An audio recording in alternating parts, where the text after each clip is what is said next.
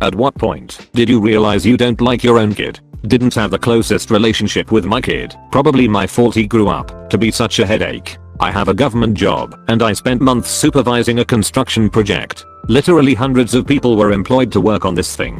One day my kid and his friends break in and steal stuff. They manage to scram before the cops show up. My boss is reaming me out for letting it happen, but I don't say anything about my kid being involved. Big mistake. Few days later kid and friends come back and completely trash the place. Boss is furious, finds out my kid was involved and now my butt is on the line. When I saw my kid again you can bet I gave him a proper whooping. Didn't hold back either. He hit back and got me in my shoulder, but it was all over when I cut his hand off with my lightsaber.